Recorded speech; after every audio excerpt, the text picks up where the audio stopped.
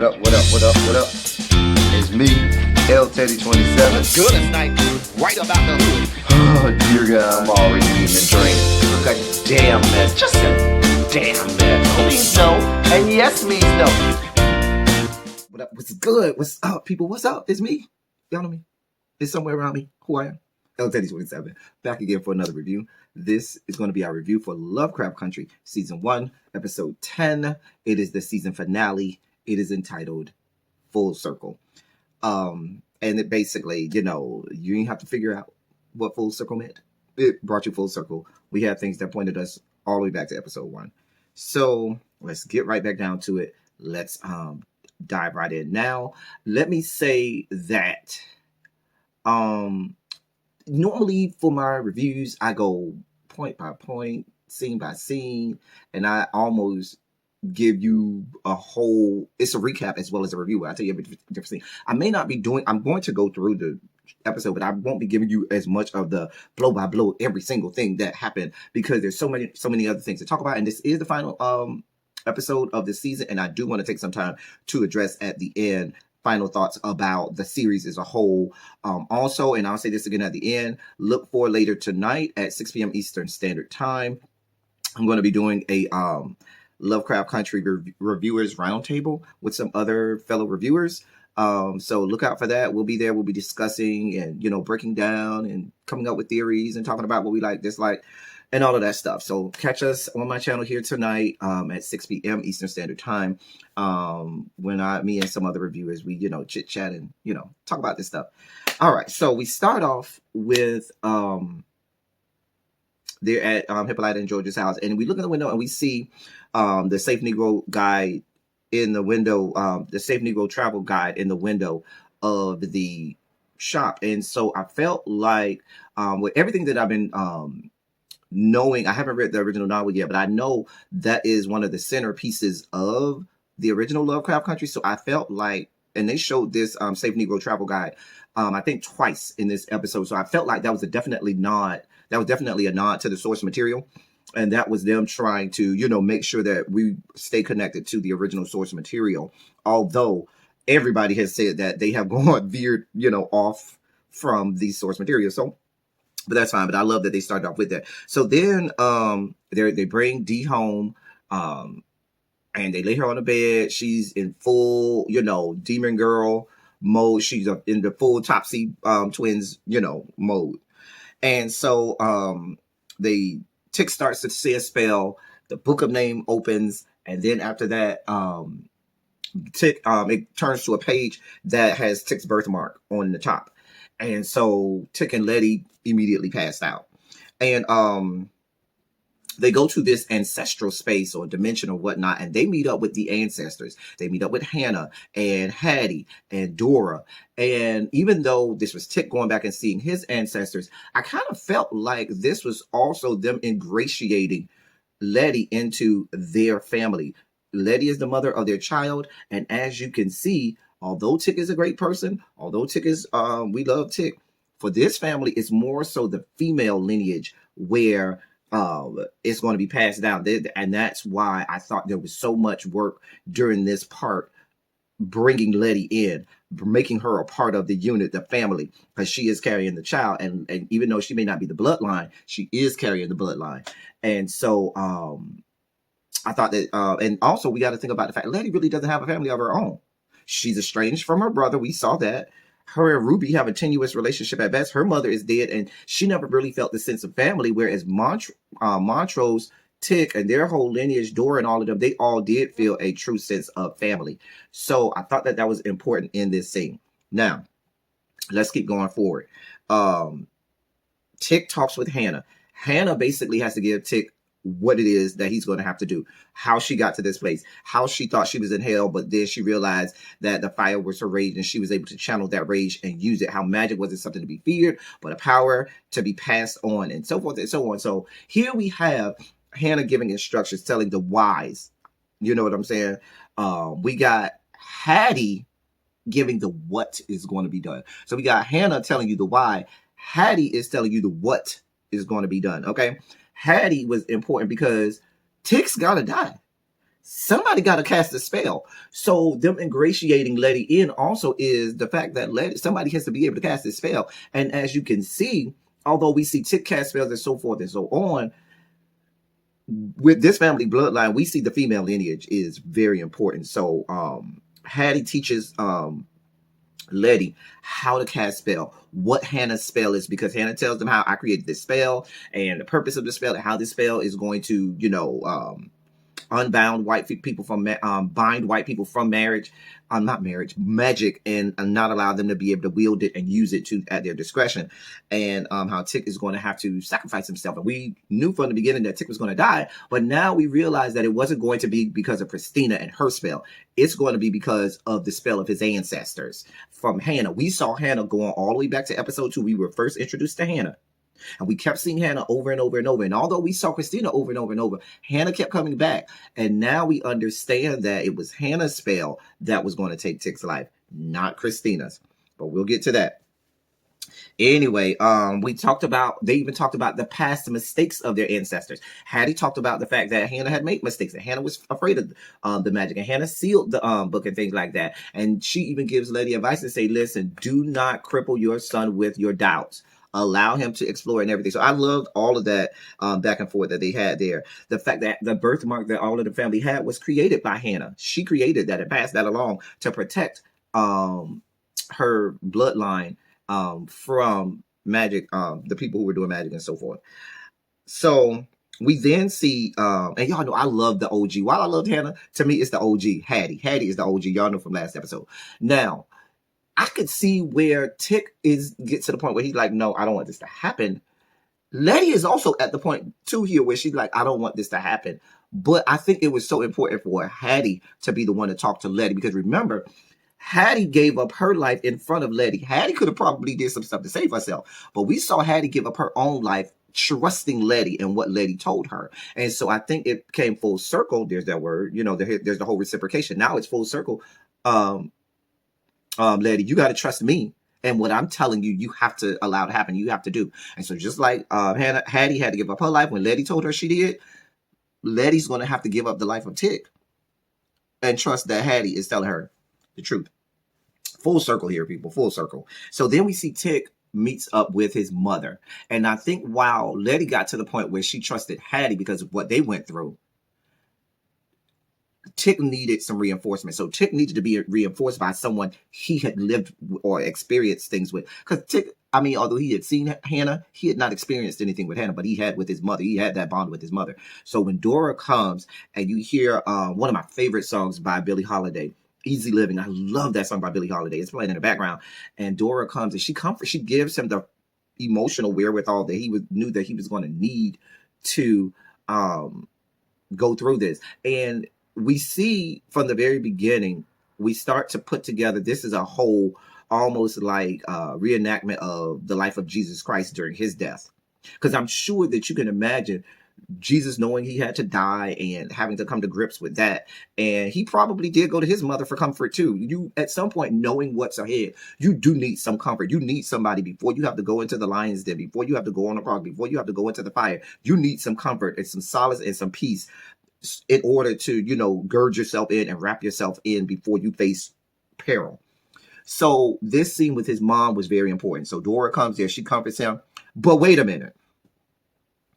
Now, while this was all touching, wonderful, he's crying, she's crying, we all emotionally, attached to this. We're invested emotionally. We're all feeling it, the tears coming. Dora girl. What you're not going to do, listen. The fact that we are boohoo crying Dora is not going to escape the fact that you're trying to explain away you being a whole whore. You are trying to explain away the fact that you were sleeping with both of these. Dora, you were a whole whore. A whole ass whore. You were sleeping with both of them menses. Don't try to come and play on that, because we were very vulnerable at that moment. We all cried. We all know what's going to happen. We were all just so touched. But you trying to justify being a whore during this moment. I caught you, Dora. I caught you, girl. Girl, I caught you. Anyway, child, remember, you don't even know who your baby daddy is. Hello, you don't know who the father is. You don't know who the baby daddy is.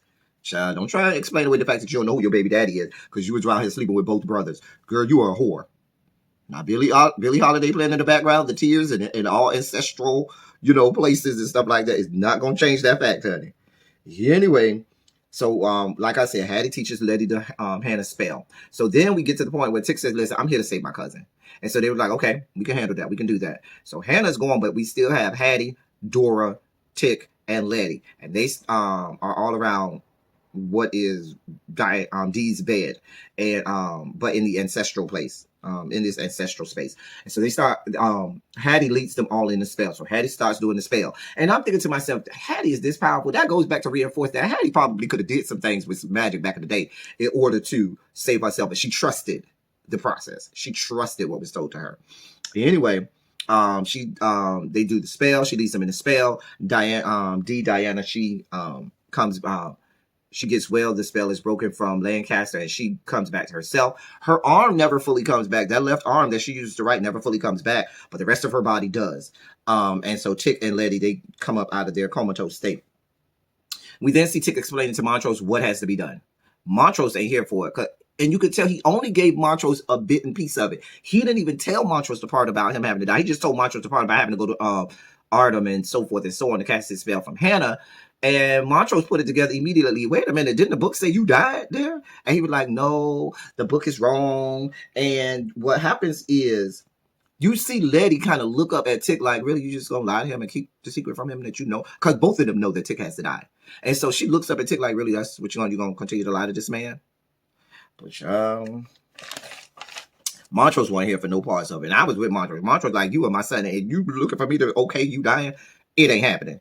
So then we see Letty and Tick use the elevator. They go back to, the elevator at her house, I think links to the vault at, I forgot what the vault is, but the vault in the middle of that, it's in Boston. I remember it was in Boston. But the vault underneath that museum in Boston where they found, Titus's vault. So they go back there. They do this whole spell with the circle, with the salt. There was a lot of Morton salt in this episode. Can we talk about how much salt do y'all have? That's a lot of salt that they was using. Anyway, so they used the box of Morton salt and did the circle, and they had the little symbols and stuff like that. So they cast the resurrection spell with the Book of Names, and they brought him back to life. Brought Titus Braithwaite back to life. I forgot to mention this part. On their way, before they got there, when they were going to the bottom of Letty's house to go to the elevator, they was it Letty's house? Or it was somehow. Anyway, underneath the floorboards is the Shoggoth that protected Tick in episode, what was that, 8? Yeah, in episode 8. And so now that Shoggoth is, Tick uses that Shoggoth. It is there to protect Tick. So he can, that's his Shoggoth, so he can use it as he wishes. It protects him, and he knows how to calm it down when he needs. That's why when he put his hand on the Shoggoth at the end of episode 8, the Shoggoth calmed down. All right. So Tick, so then we see they bring Titus back to life. Titus, listen, for all that talk they had about Titus being a nice slave master and all this wonderful things that Titus, they say claim that he did, I do notice Titus was throwing out the N-word and the N-bomb like Oprah Winfrey throwing out giving out 3 cards. You get an N-bomb and you get an N-bomb and you get an N-bomb. Like he was throwing the ER. I wasn't here for it. But anyway, he immediately, when they brought him back to life, he immediately transported himself to where Christina was. I don't even know how he knew who Christina was or what she looked like.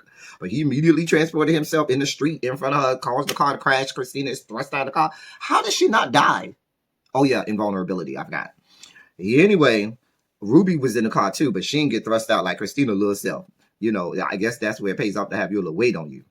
Anyway, so but then the 4 black women back in the vault, they are there and they start to say a spell and they force Titus to come back to the vault so that they can do what they need to do, because Tick needs to have a part of himself, Christina, and Titus.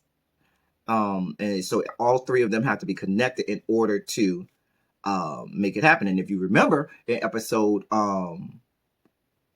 2, when Samuel Braithwaite cut up his liver and started feeding it to him, that's part of that connection. So what they ended up doing was the 4 women, they say the spell, Letty, Hattie, Hannah, and Dora, bring Titus back there. Tick tackles him down, beats him down, cuts out a part of his the flesh over his heart and takes it. And because he's going to need that, he's going to eventually ingest it so it can become a part of him. So after that, after getting what they needed, Letty and Tick complete the spell, and you see the other three and the three ancestors fade away. Just like Titus's body faded away, the other three ancestors faded away. And it was so touching because first you had Letty said the part that made Hattie's body go away, and then you had Tick that did the part that made Hannah's body go away, because those connections. And then it was Tick was, you can see Tick was supposed to do the part that made Dora go away, but he was having so much trouble making his mom go away that Letty had to help him do it. And I think that kind of cemented Letty as being a part of this family now. So then we back at Hippolyta's house, Hippolyta goes and has this conversation with Dee. And I thought this was very interesting because you know how your parents tell stories from back when they were little and how strict parents were and how parents didn't let you do this and how parents weren't here for you talking back and so forth. This whole conversation between Dee and Hippolyta was very like, I'm not here for you, mom, because her mom tried to explain. She was like, you left me. I'm not trying to hear what you got to say. I ain't trying to hear you telling me, all these dimensions that you went to. Girl, you left me.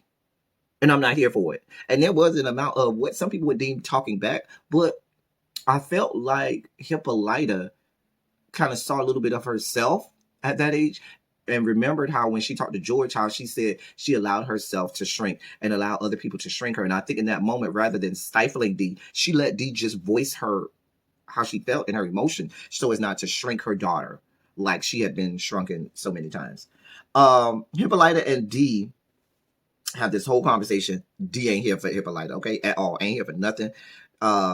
Hippolyta had to say. Then we see Tick, Dee, Montrose, and Hippolyta. They're down in the garage. They start discussing what's going to need to be done to cast this spell, Hannah's spell, so forth and so on, and what they're going to need. Mind you, Letty and Tick are still leaving out the pivotal part. Anyway, that Tick is going to have to die. Christina rolls up at the garage. Christina rolled up in there with her white privilege and tells Tick, give me. The fact that she didn't even ask for the book of names. She just said, give me the book of names. And there was a slight, if y'all noticed, there was a slight pause, like, bitch, give me the book. And then she said, and I'll, try to find, a manner with which to say my spell, to do the spell without any harm to your family. But I think everybody collectively knew, nobody trusts you. Let me not go down the path of what white people, especially white women, will do to get whatever they need, and they will use black people as much as they want. But I ain't even going down that road. That's a whole nother story for a whole nother day. Anyway, he tell her, hell nah, bitch, hell nah. Christina is enraged. She is butthurt about that. Oh, bitch, you ain't gonna give it to her? And she knows she can't overpower them, even probably with magic in that room. And so after that, she leaves, but as she's walking out, baby, she says a little spell and takes the mark of Cain off of Christina and makes the invulnerability spell off of Letty, and makes the invulnerability spell come off of Letty. So then, because she's big mad, baby, she is butthurt. Anyway, they all go back to Letty's house. And I noticed that as they were going in, Tick looked at the mark that the voodoo priestess put on the door. And I don't know if he noticed that. Maybe it was because it did look a little like part of it was gone. Maybe it's fading away. Maybe he noticed that, okay, the protection is going away. I don't know. But I noticed he paused and looked at the protection spell. I think that they went there also because they knew that they were going to need protection from magic because Christina is butthurt. Okay. So we also noticed that a black family moved across the street.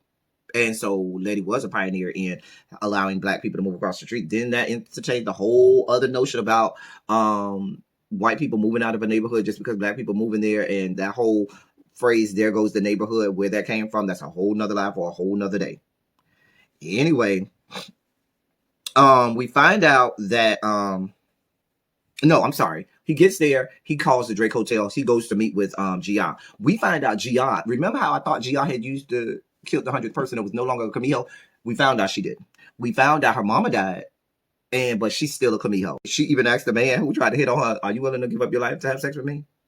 He walked away from her. But anyway, Tick comes. He apologized to her. They have a whole moment. She's still in love with him. She got to still be in love with him because after how he told her and treated her, nobody would not still be trying to talk to him after he, embarrassed her and talked to her that way. But anyway, she still loved him. And Tick said, because she was like, well, she started to remind Tick of how the Mudang shaman woman told her that he was going to die and so forth, and how she had to connect with the darkness and so forth. And he was like, that's not the end. That doesn't have to be. That's not how it has to end. And I felt like Tick was still struggling with trying to figure out a different way. He didn't want to die. Even though he had been empowered with all this stuff, he still didn't want to die. He still was trying. That's why he told Montrose, well, that's not, it doesn't mean I have to die. He's still telling Gia, that doesn't mean I have to die. It doesn't have to end that way. And he's still grappling with this. He's as if he's doing this as either to get himself through this or to get other people through this by telling them, listen, I don't have to die. That's not how this has to end. So then we see Letty and Ruby at their mother's grave. They have this whole song and dance. She brings the book of names, shows it to Ruby, tells Ruby, listen, I need you to get a part of Christina. Ruby says, see, you came over to me here to me under the guise of family. It ain't never been about family for you. It's always about what you can get from me, because I'm magically your family. Anytime you need something from me, girl, I ain't here for you at this point. Girl, I'm gone. And she, and it goes back to what I said earlier. Ruby and Letty, they just don't have that family thing that the other people around them have. And, it's so sad to see sometimes the relationship between Ruby and Letty. Then we see Dee looking at the newspaper, and the headline on the newspaper is she's actually trying to draw with her right hand. And we know she's left-handed and her left hand is messed up. So the headline was all white, all male jury acquits the murderers of Emmett Till. And, she's trying to draw over their faces and stuff like that. And she's there. And this is something that I saw. And let's go back to even when she spoke to Hippolyta. And even going back to episode 8, we get the beginnings of Dee and where her rage comes from. And Dee, because prior to this, Dee is a happy girl. Dee is a wonderful girl. She's happy. And so, but starting episode 8, that's where we start to see this rage inside of Dee, and she's starting to, and rage is a powerful thing. Rage has been an overarching thing the entirety of this series. Dee's going to start to channel that rage. So we see here her not being able to draw anymore. And art is a form of release. Art is a form of expression. Art is a form of someone being able to just truly just take what's inside and let it out in the most authentic way and authentic form. And now that she doesn't have a way to do that, she has to keep it all in. She has to keep it all in and bottled up because she can't get it out the way she wants to, the way she truly wants, authentically wants to. It was a powerful thing right there for me. And then with the whole connecting it to Emmett Till and so forth, that was powerful for me. So then we see Hippolyta comes and starts to, tell her about time and space and so forth. And she takes her to this other room and shows her the robotic arm. Now, we don't see it, but we know that's what she's showing her. Because you see her eyes go up and you kind of hear the robotics and everything. So that's where we get the robotic arm. So we are confirmed with what I said at the end of episode 8. Or was that episode 7? Episode 8. That it was going to be, that the robotic arm was Dee. We were confirmed in that. All right. So we then see Christina and Letty. They talk about her plans. Oh, I'm not Letty. Christina and Ruby. Excuse me, I wrote this wrong. Christina and Ruby, they're at Christina's house, and they talk about Christina's plan to cast a spell and all the things that she has to do and so forth and so on. And Christina's a little second guessing herself, and she's going over her plans over and over and over. Ruby said, listen, you got this. You're gonna cast a spell. It's going to work. You got me now, and so forth and so on. And so Ruby comes to this realization where she has lesbian sex for the first time. So they kissed, and I'm sure they commenced to scissoring and all of that good stuff. I'm glad they didn't show us all of that because I was not here for it. But she kissed her as herself and not as, Hillary Davenport, Dale, the white woman. So they have sex and all. I'm sure they went on. I wasn't here for it. Tick and Letty then get baptized. They go to get baptized. Letty, is coming into her own spirituality and so forth and so on.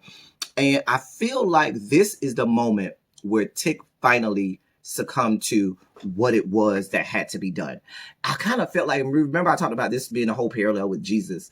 I felt like this was like a Garden of Gethsemane moment. Like when I was watching it, I kept thinking about Jesus being in the Garden of Gethsemane, and you could see him pleading with God, like, please, I don't want to have to do this, praying so hard to the point where he began to sweat blood. And knowing, and finally after the Garden of Gethsemane, he succumbed to, okay, now it's about to go down.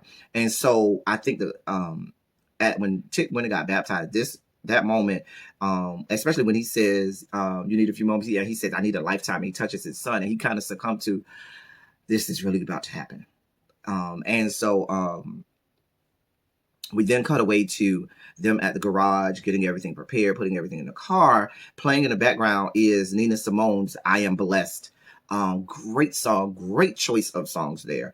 And Tick is there, and the sheer emotion, the way he was emoting in that moment, you could see him taking in, these are my last real moments before it's about to go down, before I have to just give up myself and die. And you saw him just taking it all in and just enjoy watching everybody had their own thing. And remember how even in the Garden of Gethsemane, Jesus talked about the fact that he's over there praying and pleading with God and sweating blood and so forth. So he's praying so hard, and the disciples are asleep. He over there all concerned. They over there got their own thing going on. And the same thing, Tick is over there just like really trying to take it and trying to come to grips with the fact that he's about to go and die and give up his life. And everybody else, is going about business, getting everything squared away and, making everything happen. I was like, oh. And you kind of feel, and so that with the backdrop of Nina Simone's I Am Blessed was just like a whole moment.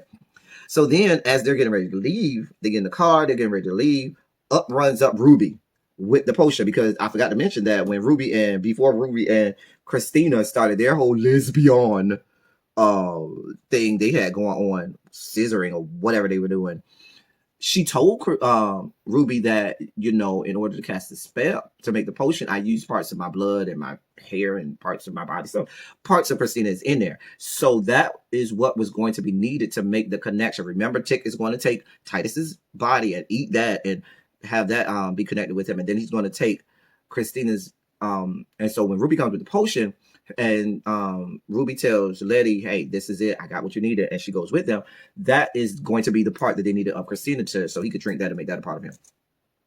Ruby gets in the car, they all go on this trip, traveling over to Artem. So they get on the road, and then the song comes on, and this was a phenomenal moment. The whole shaboom, life could be a dream moment. Now, I had to go back and do some study on this, because the version that they played isn't the version that I know. Now, I know this song so well because one of my favorite movies in the world is the movie Clue from back in the 80s that's based off the board game. Anyway, one of the major scenes in Clue when a lot of people die is right before a lot of people die is this song, Shaboom, Life Could Be a Dream, playing. And so I know the song, I've heard it a million times, but the version that they play in this episode is not the version that I know. Did some research. The song was originally recorded by a black group named The Chords. They recorded the song originally, and that's what we hear in this episode. A white group did it after them named the Crew Cuts. And they recorded it the same year. And the Crew Cuts ended up making the song popular and famous and so forth. And so the version that I heard on one of my favorite movies, Clue, is the one by the white group, the Crew Cuts. The version on this episode of Lovecraft Country is the original version by the Chords, the black group. And I never knew that. I was like, wow. So I was glad I found that out. Also, it connected you back to episode 1. Ruby talked about the fact that she hated that song in episode 1. So for Ruby to be in this car, laughing, joking, singing the song and everything, and having a good time, Letty didn't pay attention to that. But Ruby we saw that, and none of us did either. I didn't even pay attention to it. I saw it again. So, so that is something that was very significant. And so this is that one last happy moment where you see the whole cast. That's like the only person, technically everybody is there because Christina is there in the form of Ruby, which we find out later. So the whole cast is in Woody. So they get to Artem. Tick eats, they go in the woods, they do the little salt circles thing again, Montrose with the salt. Tick eats the part of the flesh that he got from Titus, and then he drinks Christina to contain Christina's body, parts of Christina's body. Now now the three of them are connected. Now, Christina then tells Ruby and Letty and Gia and Montrose and Hippolyta are going around town putting up symbols that they're going to need for the spell. Ruby, now, for everything that is worth, I would have thought, because later, I'm just going to let you know, we find out that Ruby is not Ruby, that's really Christina. If Christina knew what she knew, why would she help them put up these symbols that maybe she didn't know what I'm just going to guess she didn't know what the spell was. But I'm thinking that if they are having this conversation in the car about what they're about to do and why they're about to do it, at some point, what the spell was and why they were going to be doing the spell might have come out, and Christina should have heard it or put it together, but I guess didn't. Maybe she didn't want to give up her cover. I don't know, but she helps them put the symbols all around. So when they have enough, Ruby has this conversation with Letty, letting her know, I'm not Ruby, I'm Christina. I killed Ruby when she tried to take the potion from you. Now, we know that means that Ruby is really not dead yet. She has to be kept in a comatose state so that Christina can continue to use her body. And so then we have my favorite part of the episode, which was this epic fight scene. Because, Christina, Ruby, and Letty are in that big, tall tower. Gia, Montrose, and Hippolyta are over in the tunnel, in that tunnel again, putting up the spell, the symbols and whatnot. And so Gia, Hippolyta, and Montrose are confronted with a whole bunch of the white people from town that come in, and there's this whole fight scene that come out with, pickaxes and, all kinds of farming tools and epic battles. Hippolyta, Montrose, and Gia go into Mortal Kombat mode, and they start to, fight. Then there's the whole fight scene simultaneously going on between Letty and Ruby, Christina, and I was here for it. And I think Letty channeled both. Letty probably wanted to whoop Ruby's ass several times and use that, knowing that, okay, this is really Christina, and I want to whoop that bitch ass too, because the way Letty punched Ruby that first punch, baby, she got up some anger. So I love that fight scene, and they were going on at the same time. It was epic fight scene. I rewound that scene like 4 or 5 times. Anyway, inevitably, Letty gets thrown out of the window out of the window of the tower by Ruby, Christina, and dies. Okay, how many times is Letty gonna die? Can I ask y'all that? How many times is this woman gonna die? That woman done died 89 times. Anyway, remember, she ain't got no more invulnerability spell. The Mark of Cain is not there. So then after that, we see Dee sitting in Woody in the middle of the woods. Why they left this poor child by herself in the middle of the woods, knowing there's monsters and stuff all in the middle of this woods, is beyond my level of comprehension, but they left her there. She reading the book. Now, I think I don't know what book she's reading. I'm not gonna lie to y'all. I didn't even rewind back to see what book she was reading. But she was reading the book. I don't know if it's the book that her cousin George Freeman wrote, or if it's the book that another book. But she reads this book. And the book talks about having to spill the blood from those other than your own in order to disrupt the hierarchy. Meaning you got to spill the blood of the other race in order to disturb their whole hierarchy. You can't spill your own blood. And letting her know, yeah, we as black people, we don't need to be killing each other. We need to be killing them. Anyway, as she's doing that, we see monsters start to, you hear the monsters in the wood, the show gods and whatnot. So then we see Christina and Tick, Christina having Tick tied up on this wooden thing. I guess that's a modern day cross. And so they tie up Tick. He spread out like Jesus on his cross, on this wooden apparatus or whatnot. And she tells him how his plan would have worked had they not involved Ruby. But the fact that her blood is not inside the potion, and so it's nothing he can do. And so now I realize now I just told my own self. That's why she didn't mind helping them, because she knew that her blood was not in the potion. So that's why she didn't mind helping them put all the symbols up that they wanted to put up, because she knew it wasn't. She really believed, oh, hey, Hot Dad. Hot Dad always comes out at the right time when I'm filming. Hey, Hot Dad. Anyway, I'm sorry, y'all, I got distracted. So Christina tells him, yeah, y'all plan ain't gonna work. You ain't got no parts of me in you. So get over it. I'm gonna become immortal. You'll be all right.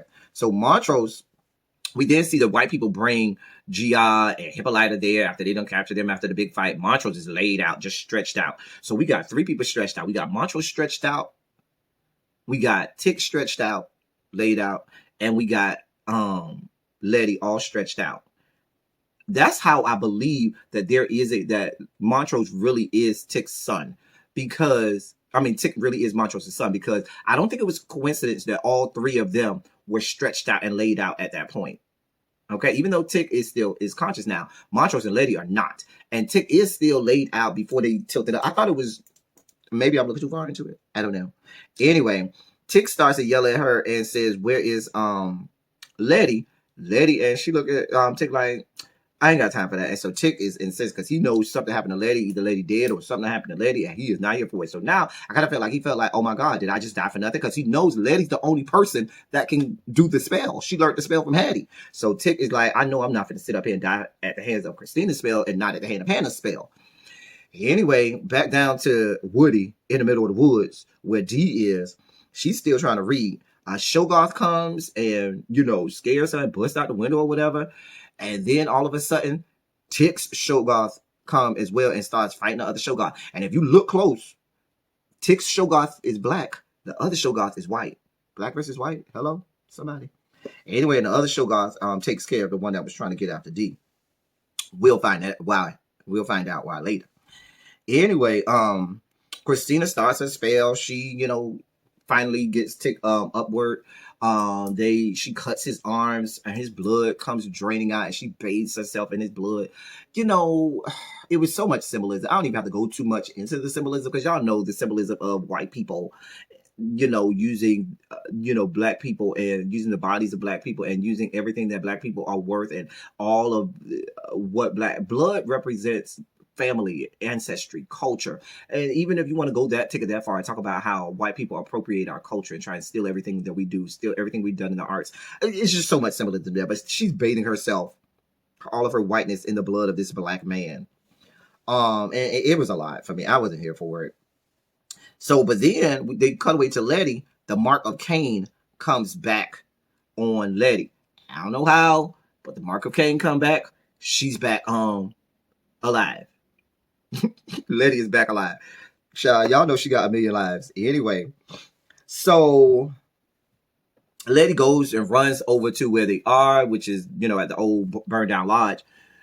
Right before Tick has the life drained out of him, he looks up and he sees Letty. And Letty finally comes, and that's really the last thing that Tick sees before he, succumbs to, giveth up the ghost, circa Jesus Christ.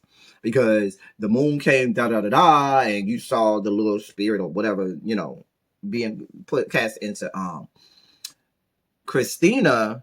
And so remember, they all, Hippolyta and G.I. heard the fact that the potion, that Christina was not in the potion, didn't have any part of herself in the potion. So when Letty comes and takes the sword and stabs Christina with it, Christina look at her like, girl, that ain't gonna work. My body is not in the potion. She snatches the little knife out of her. The little wound starts to heal. Girl, it's too late. I'm already immortal. Girl, your plan did not work. And so Hippolyta was like, oh, there has to be a way to connect Tick to Christina for the spell to work. G.I. immediately, because what you saw, there was this like tornado smoke of darkness that started to rise from where they were and go toward the moon. And so it was this just cloud of darkness. And so G.I. says, oh, she remembers what the Mudong said. And she was like, oh, that is what it meant. I had to connect to the darkness. So G.I. runs up the little stairs, goes into the darkness, and it takes her in the air. And then you see out comes the tails. And the tail is connected to Tick, and then the tail connected to and went through the body of Christina, and that connected them all. And so Letty is still there feverishly doing the spell. And wow, and when G.I. is connected with the tails, she can see, she goes through the course of that person's life. We see Christina when she kills Ruby, and how she, has Ruby comatose in the basement and was using Ruby's body. We see Tick teach Diana how to use the Shoggoth and how to become one with it and to protect her. We see him write a letter to Montrose and give it to Hippolyta to give to him after he dies. We see when he got baptized. We see all of these little scenes through through Gia via those tales and so forth. So after that, the Hannah spell works. We come back and Christina is covered in a bunch of rocks. And so she comes to, because I guess she was unconscious, she comes to and immediately tries to start doing a spell. And Letty comes to her, hey, boo, it ain't going to work this time, dear one. She's like, what have you bound to me from magic? Not just you, boo. All white people. White people. None of y'all can't do it no more. Bitch. Listen, writers, I know it would have been a little ratchet and ghetto. I know it would have been way over the top. But I just needed Letty to give her a bitch after that. You know, it just would have cemented it. It just would have made it so much better if she would have said, yeah, we bound magic from all white people. Bitch. Like, I just needed that. But whatever. Anyway, Montrose finally comes to, because remember, Montrose was unconscious. And I think that was important because I think had Montrose been conscious, Montrose would have did everything in his power to save his son. Y'all already know that.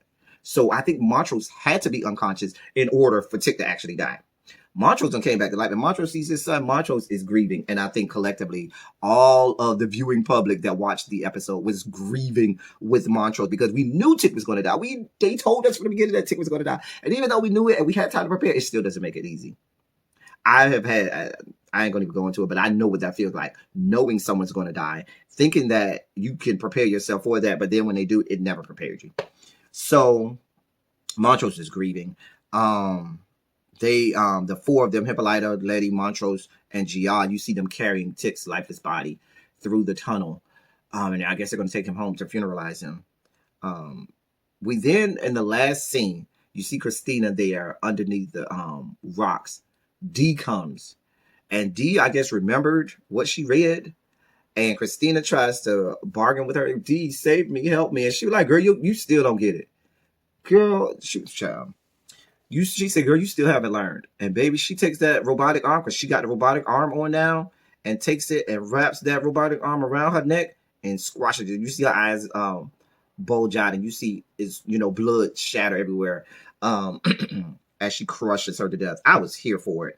But I said to myself, is this, because you see so many times in like movies about superheroes or in the stories, comic books and so forth, usually a superhero or even a villain, more especially, starts off as a good person. Something dramatic happens early on in life and it forever changes them and they become the bad guy and the villain. And now, I wonder if D, now empowered with this robotic arm and the Shoggoth, isn't going to maybe become a villain. I'm not opposed to that. I'd love to see that, going around killing white people all over the grid. I'm here for it. Anyway, so I just thought about that because I talked about earlier how now she has this inner rage that she can't get out like she normally would through drawing. And now that she can't, she has to channel that rage other ways. I don't know. Y'all let me know if y'all agree with me with that part. But the series, the season finale ends from there. Great series. The season finale was not my favorite episode. It's not my worst. Episode 9 is still my favorite. Still, by far, my favorite episode. I did want to talk about, they had the SNL sketch,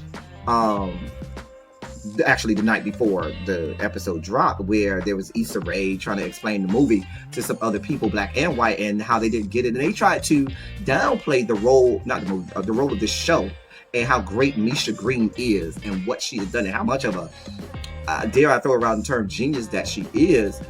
And people were throwing it out. And I've heard people that I've talked to about the show talk about, I don't understand that. Oh, it's just weird. Oh, what is she doing?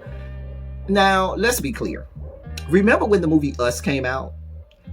Y'all not going to sit up here and tell me y'all understood every single part and nuance of Us and it just made sense from the beginning. But everybody look at Jordan Peele like he's the Martin Scorsese of our race, or like he's the cinematic genius, and he is. But why can't Misha Green also be in the same light, just as genius as Jordan Peele? Just because you don't understand something doesn't take away from its genius. Actually, it might add to the complexity of it all. Anyway, that's a whole nother conversation that I probably will have with some of my fellow reviewers this evening. Join us tonight. That's all. Y'all know I'm done with my review. But anyway, join us late night at 6 p.m. Eastern Standard Time, 5 p.m. Central. As me and some other reviewers do a reviewers roundtable about the series, the first season. Hopefully, we don't know yet whether or not it's going to get a second season. If it doesn't, it will be a travesty of cinema. We know Misha Green is down for it. We know the actors and actresses a part of it are down. I don't believe that Tick will, if they do get a second season, is forever dead. Hell, Letty done came back to life how many times? William technically is not dead. The chick Dale technically is not dead. Ruby technically is not dead. How many times did Christina come back alive? Tick don't gotta be dead. I'm just saying. Anyway, that's all I got for y'all. Until my next review, or definitely, hopefully, crossing our fingers until next season, that's all I got for y'all. Thank y'all for coming. Y'all drive safely.